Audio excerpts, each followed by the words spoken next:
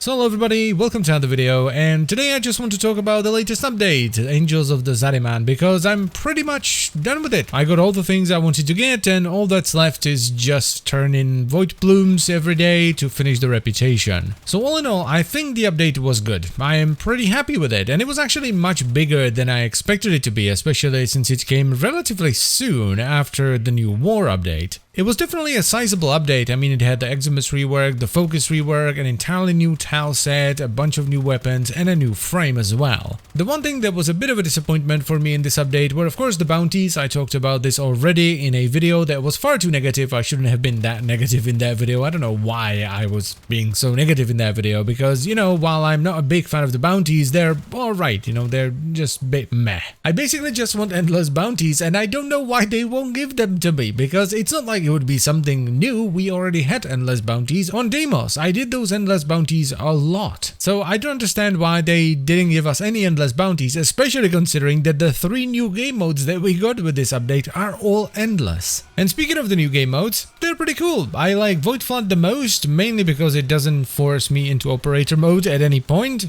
Then my second favorite one has got to be Void Armageddon. I particularly like the turret aspect of that, and I would actually love to see them expand on the turrets a little bit, you know, maybe more turrets, maybe make the turrets upgradable and all that, you know, some proper tower defense stuff. That'd be really cool. And my least favorite one is Void Cascade, because there is simply too much operator stuff in that, and it's just messy at high levels. I'm not a massive fan of using the operator. I've never been a massive fan of using the operator. I would just rather use my Warframe if at all possible. Which is also why I don't particularly care about the Focus Rework, because again, I don't use my operator if I don't have to, and I mostly just use the Focus schools to buff my Warframe. Next, let's talk about the reputation, I suppose, or rather the new syndicate as it is called in Warframe, which is a bit strange because it's like 95% decorations for the new player house and 5% weapons and arcanes. This is not a complaint, by the way. I would much rather have fewer good items than many mediocre items. All 3 of the Incarnon weapons are really good, and the arcanes are pretty spicy as well. Oh yeah, and by the way, I haven't done anything with the player house outside of making an Eidolon tea party in there, because I would much rather just have all my things in the orbiter, because, you know, I've had all my things in the orbiter since it's been introduced. I don't even remember when that was anymore, but it's been years, so it makes no sense for me to effectively move out of the orbiter. But I can see how the player house can be really cool for someone that's not as attached to their orbiter as I am. Then I also want to quickly touch on the story, which just felt incredibly rushed to me,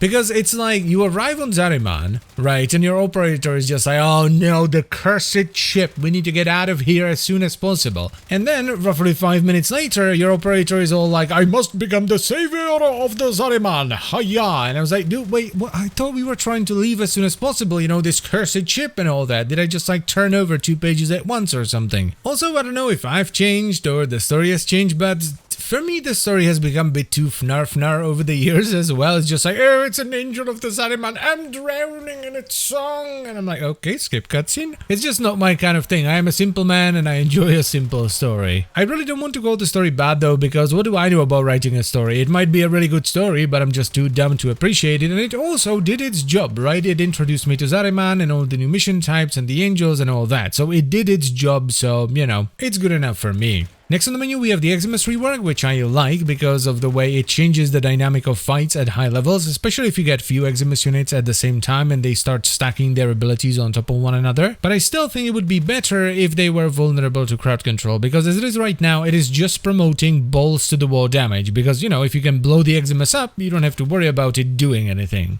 And finally, by far my favorite part of the update is the Zaryman Tile Set.